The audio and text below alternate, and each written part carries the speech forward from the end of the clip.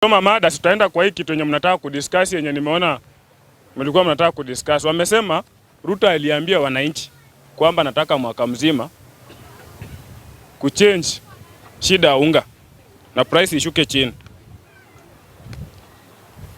Ya pili, kwa hizi cabinet zimenominatiwa watu watatu tu wenye unajua watafanya kazi ni wakina nani. Ya tatu, ndugu aliuliza hii hustler fund itasaidia watu aje? So ukikuja kuchangia unachangia na hizo mada tatu ndio tulikuwa nazo. Kuna mtu? Sawa. Karibu. Thank you very much. You know, Kenyans are very funny. They are fond of subverting the constitution and rules. I said a contender should not conduct the debate here. But I know Kenyans are...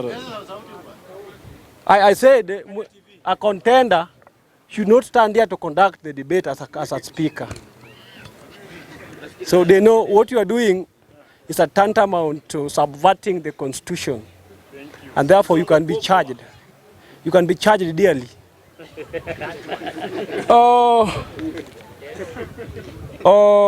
Otherwise, I can excuse for today. President RUTO requesting for 1 year to reduce or manage unga prices. Members of Parliament, RUTO and this government are self-contradicting. They are oxymoron and paradoxical. Because RUTO was in the same government previously, and he knew the economic situation of the same government he was. Because RUTO has just succeeded on Uhuru Kenyatta. And he knew very well our previous economy and current economy is in catch-22. He promised that immediately he stepped into that office, the next day, the prices of unga will not be the same. But that was a hot air. That was a hot air, and he has confirmed it, that it was a hot air. So, Mr. President, where you are, be up to your promises. Work on the basis of improving this economy. Come up with better economic models to save this economy. Our economy is in depression.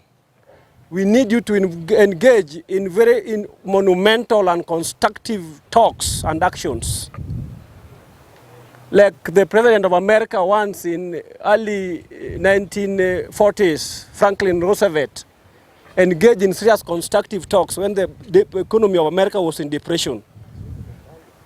Please do so, Mr. President. Stop promising what you cannot deliver. Even your brother, your gerontocrat brother in Uganda, a gerontocrat brother in Uganda told you so. Number two, one of our 24 cabinet ministers, one out of 24 cabinet ministers discuss any three that can perform. Honorable members, discussing the three who can perform is just but a speculation. We cannot tell who can perform. But what we know very well, in 1886, a German lawyer said, people are always represented by leaders they deserve, and a country as a government it deserves. It has come to our attention that we have managed to elect quacks, members of parliament who barely understand the mandate of their roles. Before the nominees were forwarded to be approved by the national parliament, they were vetted by a certain committee known as vetting committee. The vetting committee has spent taxpayers' money, and yet they have delivered nothing. Yesterday, the other minute, the lady in tourism was supposed not to be one of the nominees. Was supposed to be dropped. But I've heard that. I'm very perplexed. I'm very perplexed with the message that has been passed by the Speaker of the National Assembly that all of them are approved.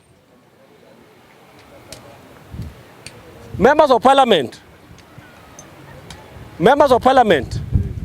I'm talking to our members of Parliament, including my own MP. I will come and replace you when you are behaving like a dandahead and somebody who's scaldagarious and unscrupulous in that assembly.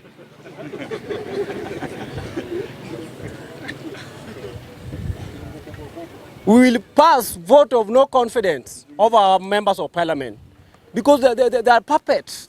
They are puppets of the executive. Legislature is recognized under Chapter 9 of our Constitution. Chapter 8. Chapter 9 is executive. Chapter 8 of our Constitution is recognizes the legislatures.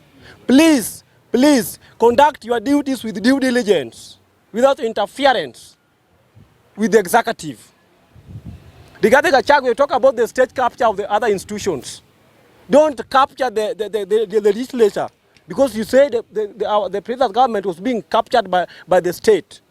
You are now capturing the same state you are in as the deputy president. It means that you are paradoxical in your statement previously, Mr. Gachagua. How will Hustler Fund help hustlers? The issue of Hustler Fund is just a change of a term, or even a change of a notion from the so-called NGAF. The same government under William RUTO, during the other previous government, launched the NGAF fund, but they failed to come up with proper disbursement policies, and that is why NGAF failed miserably and drastically. Mr. Speaker, if you look at the pyramid of the economy of our nation, the hustlers are at the lower pyramid. And if you understand the financial policy of how loans should benefit the institutions, they benefit from those people who can borrow higher loans. The hustler thing is just a Folisa thing, which cannot give some good profits to the same economy. So that's just a business. Mr. President was killed about Fulisa because it is a matter of, it is an economic rivalry and a battle of who owns who and who owns what. It was a question, or it was an issue of fighting other business moguls for him to arise the better business mogul in the country. So Hustler Fund is just a loan who will give Kenyans more stress than we are. Don't loan Kenyans in the name of helping Kenyans. You are being devious to Kenyans, and yet Kenyans have got predicaments. In a nutshell,